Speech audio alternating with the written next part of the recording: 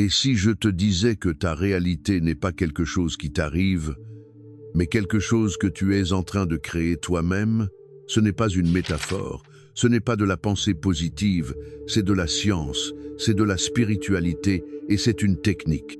Dans cette vidéo, tu vas découvrir comment l'état de ton esprit, tes émotions et tes pensées les plus intimes façonnent le monde que tu habites et comment tu peux en prendre le contrôle. Prépare-toi, car ce que tu vas apprendre aujourd'hui peut transformer radicalement ta façon de vivre. Au cœur de l'expérience humaine réside une question fondamentale qui a traversé l'histoire aux côtés des philosophes, des scientifiques et des mystiques. Qu'est-ce que la réalité et quel est le rôle de la pensée dans sa configuration? À mesure que la physique quantique révèle que l'observateur ne fait pas que regarder le monde mais participe activement à sa création, un nouveau paradigme de compréhension s'ouvre, la pensée en 4 dimensions. Ce concept, plus qu'une théorie, est une invitation à s'éveiller à une perception élargie du temps, de l'espace et de la conscience, où les frontières entre le visible et l'invisible, entre le mental et le matériel, commençaient à se dissoudre, révélant une structure plus profonde et plus fluide de l'existence. Imagine un instant que tout ce qui existe, a existé ou existera, coexiste en cet instant précis. Ce principe, bien qu'il défie l'esprit rationnel, est la pierre angulaire de la pensée en 4 dimensions. Dans cette perspective, le temps n'est pas une ligne droite sur laquelle nous avançons inéluctablement, mais un champ statique où les événements passés, présents et futurs sont déjà disposés, attendant d'être syntonisés et vécus selon la fréquence de notre conscience. Cette vision s'accorde avec les découvertes de la physique quantique, où l'effondrement de la fonction d'onde, c'est-à-dire l'apparition d'une réalité définie, ne se produit que lorsque l'attention de l'observateur entre en interaction avec le potentiel infini. Mais cette compréhension ne se limite pas au plan théorique ou scientifique. Sa véritable puissance réside dans son application pratique et spirituelle. Vivre en 4e dimension, c'est assumer le rôle de co-créateur conscient, comprendre que l'esprit n'est pas seulement un miroir passif du monde extérieur, mais une lentille active qui projette et façonne ce que nous appelons réalité. C'est là que les enseignements de penseurs comme Neville Goddard prennent toute leur importance. Lorsqu'il affirme que le monde extérieur n'est que le reflet de nos dialogues intérieurs les plus profonds, de nos croyances, de nos émotions et de nos visions persistantes. Ce point de vue exige une réévaluation profonde du dialogue intérieur. Les voix qui résonnent dans notre esprit, celles que nous tenons souvent pour acquises ou que nous ignorons, constituent en réalité le scénario caché qui dirige nos expériences quotidiennes. Dans la 3e dimension, on nous a appris à considérer les pensées comme des réactions à l'environnement, des réponses mécaniques à des stimuli. Cependant, dans la 4e dimension, nous comprenons que ce flux intérieur est la graine, la matrice à partir de laquelle germent les événements qui se projettent ensuite sur l'écran de l'espace-temps. Ce que nous voyons à l'extérieur est en essence la cristallisation de ce que nous avons d'abord soutenu à l'intérieur. Cet éveil au pouvoir de la pensée en 4 dimensions n'est ni instantané ni superficiel. C'est un processus de sensibilisation progressive où l'on apprend à observer les mouvements internes avec plus d'attention que les stimuli externes, en reconnaissant que chaque supposition, chaque croyance maintenue fermement, agit comme un ordre créatif que l'univers, obéissant et neutre, cherche à manifester. Voici une vérité profonde. Nous ne créons pas à partir de rien, comme si nous invoquions des éléments inexistants, mais nous appelons à l'expérience ce qui existe déjà sur un plan invisible, dans un spectre de la réalité qui ne peut être perçu que par un esprit libéré des limitations sensorielles. Dans ce contexte, l'imagination cesse d'être une simple capacité infantile ou créative pour devenir une technologie de l'âme, un outil de navigation interdimensionnelle permettant à l'être humain d'explorer, de sélectionner et de vivre des réalités depuis son intériorité. Imaginer n'est pas rêver sans but, c'est visiter consciemment un événement non encore manifesté, lui donner forme par le sentiment, par l'intention, et soutenir cette vision jusqu'à ce qu'elle germe, comme une graine sous la terre, dans le champ de l'expérience physique. C'est là la véritable alchimie de la pensée. transmuter l'invisible en visible, le potentiel en actuel, le rêvé en vécu. La pensée en 4 dimensions nous enseigne que tout est déjà accompli, que le champ des possibles est infini, et que la conscience, en se concentrant avec assez d'intensité sur l'une de ces possibilités, fait s'effondrer toutes les autres pour donner existence à cette seule expérience. Ce principe entre en résonance avec l'idée de l'observateur en mécanique quantique, selon laquelle le choix de la mesure détermine le résultat observé. Dans cette optique, nous ne sommes ni les victimes d'un destin aléatoire, ni les produits passifs de circonstances extérieures, mais les participants actifs d'un jeu cosmique où la réalité s'organise selon la cohérence entre ce que nous ressentons, ce que nous croyons et ce que nous imaginons. Ce changement de paradigme implique une responsabilité radicale. Nous ne pouvons plus blâmer le hasard, l'environnement ou le passé pour ce que nous vivons, car nous comprenons que tout est le reflet de notre conscience présente. Mais loin d'être un fardeau, cette responsabilité est une libération. Elle signifie que nous pouvons redessiner nos vies de l'intérieur, que nous pouvons utiliser nos facultés mentales supérieures, l'attention, l'imagination, l'intuition comme des instruments pour reprogrammer notre expérience, pour passer d'une ligne temporelle limitante à une autre, plus élevée, plus alignée avec nos désirs et notre véritable vocation. L'un des aspects les plus transformateurs de cette connaissance est qu'elle nous invite à sortir du schéma habituel de cause à effet. Au lieu d'attendre qu'un événement survienne pour ressentir quelque chose, il nous est proposé d'inverser la formule. Ressentir d'abord, agir comme si c'était déjà réel, maintenir cet état et observer ensuite comment la réalité se réorganise pour s'y aligner. Cette pratique est le cœur même de la pensée en 4 dimensions. Elle implique de vivre depuis la fin, dans la certitude que ce que nous désirons a déjà été accordé. Et depuis cet état de conscience élevé, avancer dans le monde comme si chaque pas était l'expression naturelle d'une vision intérieure déjà accomplie. Pour beaucoup, cela peut paraître contre-intuitif, voire illusoire, surtout dans un monde où l'on valorise le tangible et le mesurable au détriment du subjectif et de l'invisible. Pourtant, c'est précisément ce conditionnement sensoriel qu'il faut transcender. Aussi puissants soient-ils, nos 5 sens n'opèrent que dans un spectre limité de la réalité. Ils sont incapables de capter l'entièreté du champ quantique, là où d'innombrables possibilités coexistent dans un état de superposition. Pour accéder à ces couches plus subtiles, il nous faut développer ce que l'on pourrait appeler des sens intérieurs, la capacité à percevoir des intuitions, des visions, des synchronicités, des ressentis profonds qui transcendent la logique et pressentent l'avenir. En ce sens, la pensée en 4 dimensions n'est pas une simple philosophie. C'est une pratique quotidienne, une manière de vivre dans laquelle on apprend à reconnaître quand nous agissons selon des programmes du passé et quand nous créons consciemment notre avenir. La différence se joue dans la qualité de notre attention, dans le type de pensée que nous laissons s'installer en nous, dans la constance avec laquelle nous visualisons ce que nous désirons, et dans la foi avec laquelle nous soutenons cette image, même lorsque la réalité extérieure semble la contredire. C'est ainsi que commence le voyage de la pensée en 4 dimensions, par un éveil. Non pas un éveil qui nous éloigne du monde, mais un éveil qui nous y plonge plus profondément, révélant qu'au-delà des apparences, il existe une intelligence supérieure, un champ de conscience infini qui répond à chaque intention avec une précision mathématique. Lorsque nous comprenons que la vie ne nous arrive pas, mais qu'elle émerge de nous, nous entamons une toute nouvelle relation, avec la réalité, une relation fondée sur la création consciente, l'observation éveillée et le pouvoir transformateur de la pensée focalisée. Si nous découvrons que la réalité n'est pas une structure rigide, mais un champ dynamique de possibilités répondant à la conscience, alors il est temps de tourner notre attention vers l'un des outils les plus puissants et souvent sous-estimés du processus de création en 4 dimensions, le dialogue intérieur. Cette voix qui habite en nous, souvent prise pour un bruit de fond mental ou un flot de pensées sans importance, est en réalité le canal principal par lequel se construit et se dirige notre expérience. Le langage que nous utilisons envers nous-mêmes, les histoires que nous répétons mentalement, les jugements que nous formulons en silence ne sont pas de simples réactions.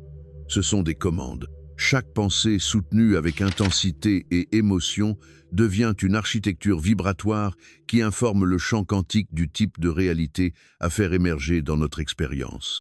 L'esprit humain n'est pas conçu uniquement pour recevoir l'information de l'environnement, mais aussi pour projeter, modeler et préfigurer des scénarios avant même qu'ils ne se manifestent.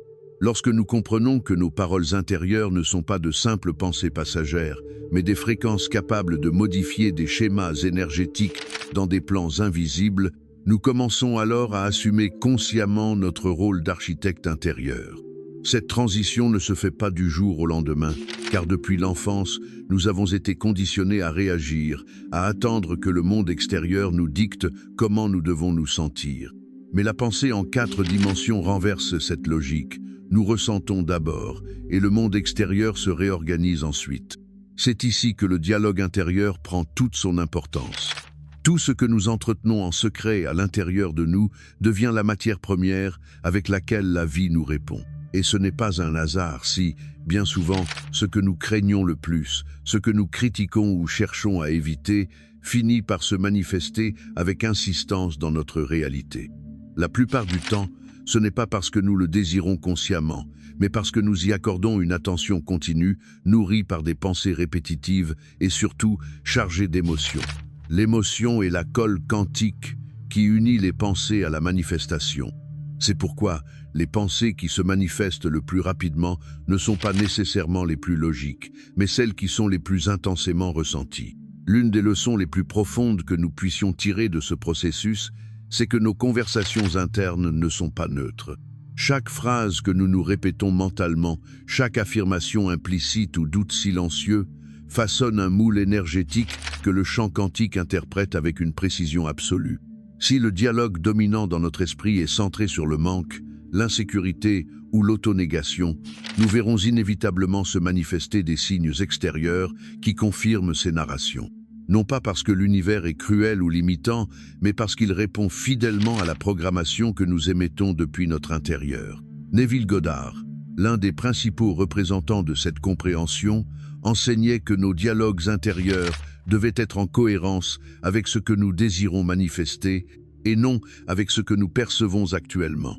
Autrement dit, nous ne parlons pas pour décrire notre réalité, mais pour la créer. Et cela demande un acte de foi soutenu. Parler, ressentir et penser comme si ce que nous désirons était déjà réel, même lorsque nos sens crient le contraire. Cette pratique constitue le noyau de toute manifestation consciente. Il ne s'agit pas de se convaincre de force, mais de cultiver une certitude intérieure si profonde que la réalité extérieure ne puisse faire autrement que de s'y conformer. On pourrait croire que ce processus est purement psychologique, mais il va bien au-delà. Les neurosciences modernes ont confirmé que les pensées répétitives modifient physiquement la structure du cerveau. Grâce à un phénomène appelé neuroplasticité, nos dialogues intérieurs créent de nouvelles connexions neuronales qui influencent ensuite nos habitudes, nos décisions et nos comportements. Mais dans la pensée en 4 dimensions, le changement ne s'arrête pas là. Ce n'est pas seulement le cerveau qui se transforme, c'est aussi l'environnement, car celui-ci n'est pas séparé de nous, mais constitue une extension holographique de notre esprit. Il est donc essentiel de faire du dialogue intérieur une pratique consciente. Il ne suffit pas d'avoir de bonnes pensées une fois par jour. Il s'agit de maintenir une conversation permanente avec soi-même, alignée sur la version la plus élevée de notre réalité. Cela ne signifie pas nier les défis ou réprimer les émotions négatives, mais plutôt les observer avec présence, reconnaître leur origine intérieure, puis choisir consciemment de ne pas les alimenter davantage par notre attention. La conscience, dans son état pur, ne nie pas, elle transforme. Un outil pratique dans ce processus est l'usage d'affirmations constructives, non pas comme des formules magiques, mais comme des rappels constants de l'état que nous souhaitons incarner. Pourtant, plus puissante encore que de répéter des affirmations, c'est de les vivre intérieurement, c'est, à dire, adopter l'état émotionnel qu'elles impliquent. Par exemple, il ne suffit pas de dire « je suis abondant », il faut ressentir l'abondance comme une fréquence vivante dans le corps, la visualiser, l'entendre, la respirer et permettre qu'elle imprègne l'esprit comme une certitude. Cet état émotionnel maintenu est le véritable langage de l'univers. Ainsi, le dialogue intérieur devient le premier maillon de la chaîne de création. Il n'est pas le résultat de la réalité, mais sa cause originelle. Et chaque jour nous offre de multiples occasions de le réajuster, quand nous marchons seuls, quand nous prenons les transports, quand nous faisons face à un défi ou lors de toute interaction avec autrui. Tous ces instants sont des portails pour nous reconnecter à la vision en 4 dimensions, pour recentrer notre pensée et réaffirmer l'histoire que nous souhaitons réellement vivre. En résumé, comprendre et maîtriser le dialogue intérieur revient à obtenir les clés du véhicule qui conduit à la manifestation consciente. Il ne s'agit pas de manipuler le monde extérieur, mais de nous syntoniser au champ où toutes les possibilités existent déjà. Et depuis cette syntonie, parler, penser, ressentir et agir en cohérence, le monde extérieur ne peut résister longtemps à un esprit aligné sur sa vision la plus élevée. Car au fond, comme toute grande vérité spirituelle, cette connaissance se résume en une phrase aussi simple que profonde. Ce qui est à l'intérieur se reflète à l'extérieur. Ce processus d'expansion ne consiste pas à nier le monde physique, mais à reconnaître qu'il n'est qu'une surface, une manifestation temporaire de causes plus profondes. Pour accéder à ces causes, nous devons activer notre conscience spirituelle, laquelle ne suit pas les lois de cause à effet linéaire, mais celle de la résonance, de l'intention et de l'observation consciente. Autrement dit, il faut opérer un saut qualitatif, passant d'une perception fondée sur les preuves visibles à une perception ancrée dans l'énergie, l'intuition et la connexion intérieure. Ce saut est ce que de nombreuses traditions ont appelé l'éveil des yeux de l'âme ou du 6e sens, bien qu'il s'agisse en réalité d'une capacité innée, simplement oubliée par l'éducation matérialiste moderne. L'être humain est une antenne vivante. Notre corps, notre esprit et nos émotions sont conçus pour capter des fréquences spécifiques de l'univers, exactement comme une radio qui capte différentes stations selon son réglage. Lorsque nous restons attachés uniquement aux données transmises par nos sens physiques, c'est comme si nous n'écoutions qu'une seule station dans une infinité de bandes de fréquences disponibles. Cette limitation conditionne non seulement notre perception de la réalité, mais aussi les décisions que nous prenons, les émotions que nous entretenons et par conséquent, les résultats que nous manifestons au quotidien. La pensée en 4 dimensions propose alors que la véritable liberté commence au moment où nous élargissons notre capacité perceptive au-delà de ce que voient les yeux ou entendent les oreilles. L'un des premiers pas pour y parvenir est d'apprendre à voir avec l'esprit. Cette pratique, que beaucoup de cultures appellent visualisation créative, n'est pas une simple fantaisie. C'est un acte de perception dirigé depuis l'intérieur vers le champ quantique. Lorsque nous visualisons un état désiré avec clarté, précision et émotion, nous entraînons nos sens intérieurs à ancrer une expérience qui, bien qu'encore invisible pour les sens physiques, existe déjà sur le plan vibratoire. Cette capacité constitue la base de toute manifestation consciente.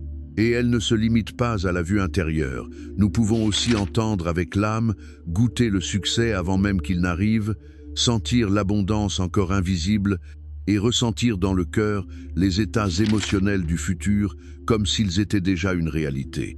Mais pour que ces perceptions internes aient un réel impact, elles doivent être soutenues au-delà d'une simple imagination superficielle. Elles exigent de la concentration, de la présence, un type d'attention non fragmentée qui ne se laisse pas distraire par les stimulations constantes du monde extérieur. C'est ici que la pratique méditative devient essentielle. Méditer ne signifie pas faire le vide, comme on le croit souvent à tort, mais entraîner l'attention à rester focalisée dans une seule direction, au-delà du bruit mental. Dans cet état d'attention profonde, l'esprit devient réceptif à des réalités plus subtiles, à des perceptions qui ne proviennent pas des sens physiques, mais de la conscience pure. Et c'est précisément dans cet état de conscience élargie que se produit la véritable transformation. Lorsque nous commençons à percevoir l'invisible avec autant de certitude que le tangible, nous déclenchons l'effondrement de nouvelles réalités. Mais ce processus n'est ni automatique, ni garanti par le simple désir. Il exige une purification des filtres mentaux et émotionnels qui déforment notre perception. Beaucoup de ces filtres proviennent de la peur, de blessures non résolues, ou du doute appris. Ces résidus émotionnels colorent la façon dont nous interprétons à la fois le monde extérieur et nos propres expériences intérieures, créant des interférences qui compliquent l'harmonisation avec la fréquence de ce que nous désirons. C'est pourquoi le travail intérieur inclut également la pratique de l'observation sans réaction, du ressenti sans identification et de la pensée sans attachement. Le silence devient alors un allié précieux. Dans le silence, nous apprenons à distinguer la voix de l'ego de celle de l'intuition. L'intuition ne raisonne pas, n'explique pas, elle sait. Et ce savoir n'a pas besoin de preuves pour s'affirmer. Il s'agit d'une certitude née du centre même de l'être et qui, lorsqu'elle est écoutée, guide nos pas avec une précision chirurgicale vers les personnes, les événements et les décisions qui s'alignent avec notre vision intérieure. Beaucoup ont nommé cet état de perception élevée clairvoyance, vision à distance ou intuition aiguë, mais en réalité, il s'agit d'une fonction naturelle de l'esprit éveillé. Nous la possédons tous. La seule chose qui nous en sépare est le manque d'entraînement. Et cet entraînement commence par l'observation constante du dialogue intérieur, par la disposition à voir au-delà de ce que montrent les yeux et par l'ouverture à ressentir la réalité avant même qu'elle ne devienne visible. Et même si cela peut paraître ésotérique, ce savoir est de plus en plus appuyé par les sciences les plus avancées. Des recherches en neurosciences, en physique des particules, en épigénétique et sur les champs morphiques convergent vers une compréhension de la réalité où l'esprit et la matière sont profondément interconnectés, où l'intention consciente ne modifie pas seulement notre état intérieur, mais influence également l'organisation de l'énergie dans notre environnement.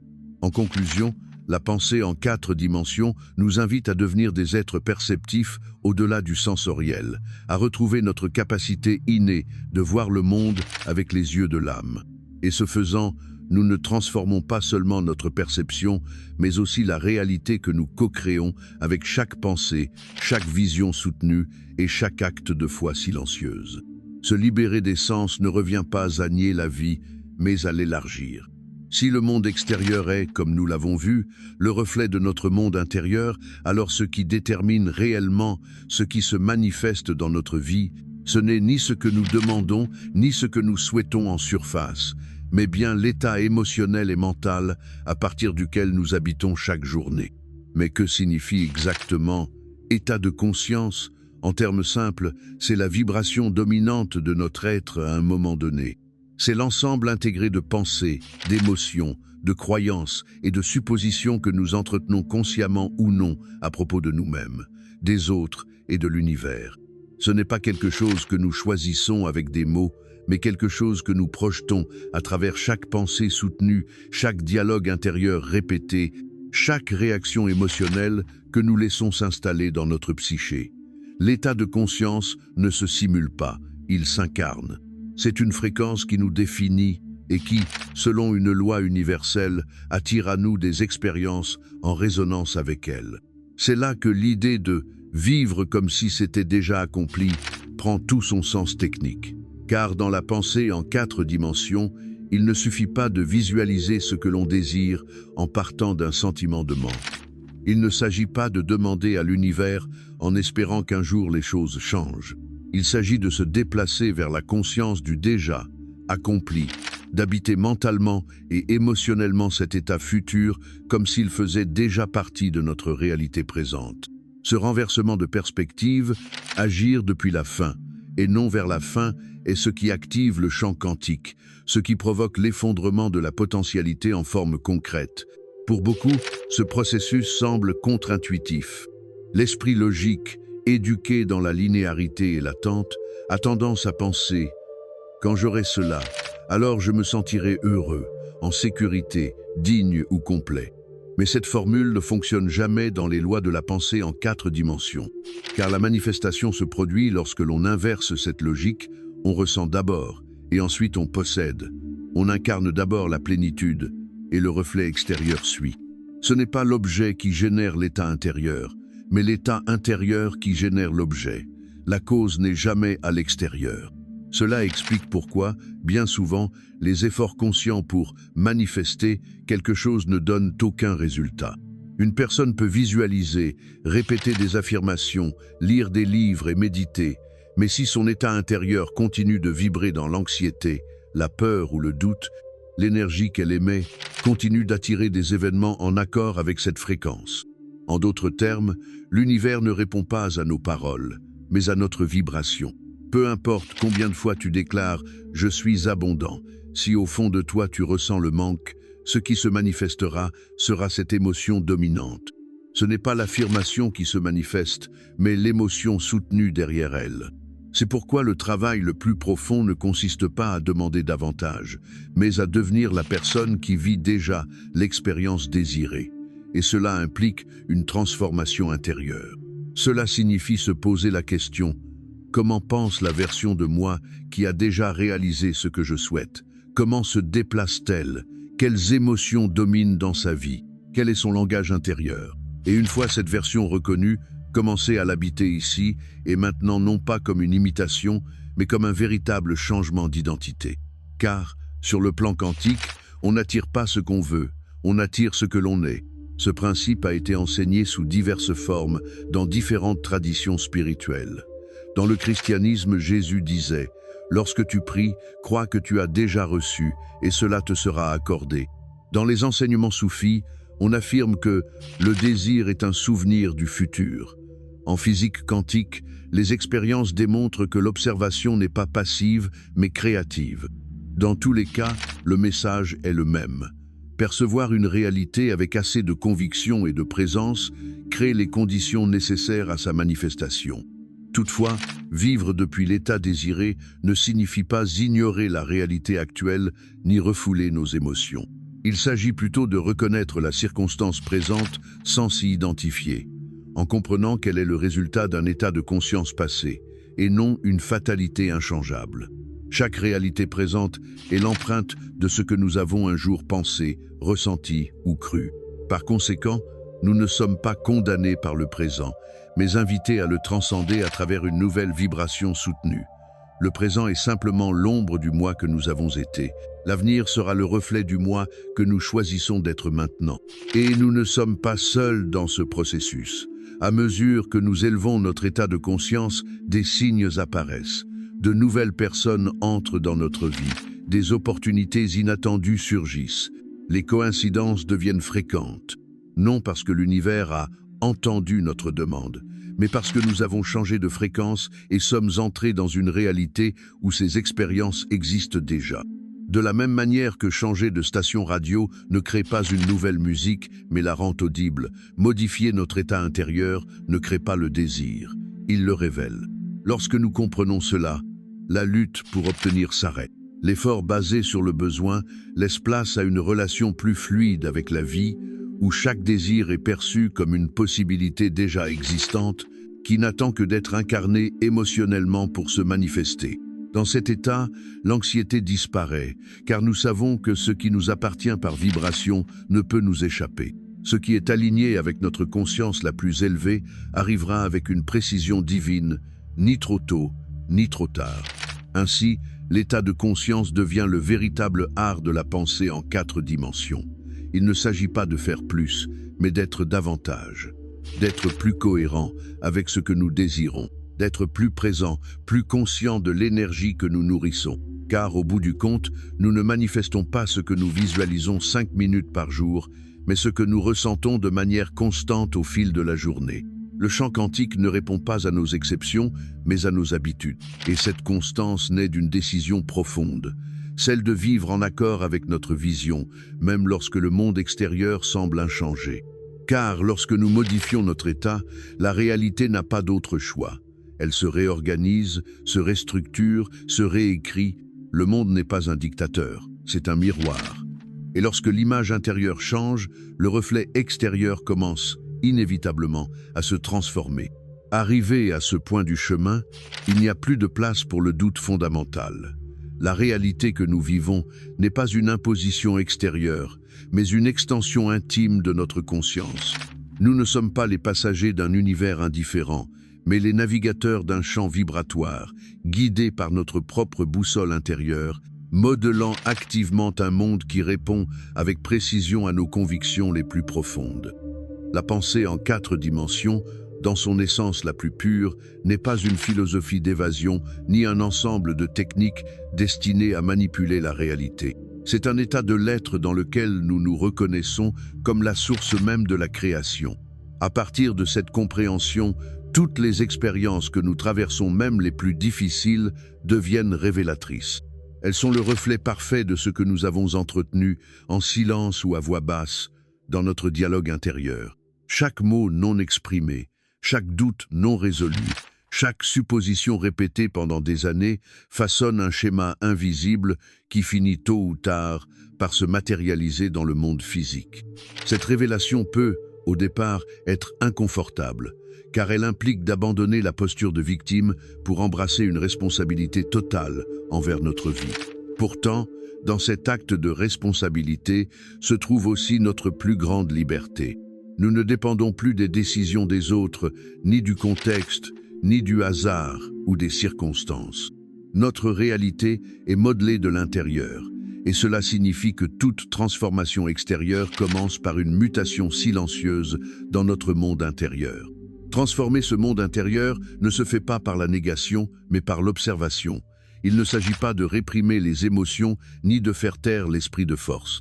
Il s'agit de regarder honnêtement le contenu de nos croyances les plus profondes et de se demander « Est-ce que cela m'appartient? Est-ce que cela me sert? Est-ce que cela construit ou limite mon chemin ?»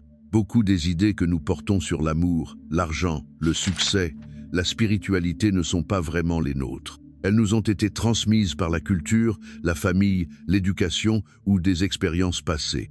Mais si nous voulons vivre en cohérence avec notre potentiel quantique, il nous faut choisir consciemment quelles croyances conserver et lesquelles dissoudre. Cet acte de discernement devient une pratique quotidienne, car chaque jour, à travers chaque pensée, nous choisissons une direction. Chaque émotion entretenue est un décret vibratoire qui informe le champ quantique de ce qu'il doit refléter. C'est pourquoi, plus que la recherche de résultats immédiats, la véritable pratique consiste à maintenir un état vibratoire cohérent, même lorsque l'environnement extérieur ne semble pas encore le confirmer. Et c'est dans ce processus que l'intuition devient centrale. À mesure que notre esprit s'aligne avec ce que nous désirons créer, des signes apparaissent, de petites synchronicités, des rencontres clés, des opportunités qui semblent surgir de nulle part. Ce n'est pas un hasard, c'est de la résonance. L'univers est conçu pour répondre à notre cohérence, non à nos supplications. C'est pourquoi, lorsque notre dialogue intérieur s'accorde avec une vision claire, cette harmonie devient magnétique. Ce qui semblait lointain commence à se rapprocher. Ce qui paraissait compliqué devient simple. Ce qui semblait impossible devient inévitable. Mais il ne s'agit pas seulement d'atteindre des objectifs ou de satisfaire des désirs. Le véritable but de ce chemin est l'expansion de la conscience. Il s'agit de se souvenir que nous sommes des êtres spirituels vivant une expérience humaine et que cette vie est le théâtre parfait pour redécouvrir notre pouvoir créateur. L'abondance, l'amour, la santé, le succès ne sont pas des récompenses accordées depuis l'extérieur. Ce sont des états qui émergent d'une identité intérieure alignée avec la vérité de ce que nous sommes vraiment. Et cette vérité n'est pas une théorie, c'est une expérience directe.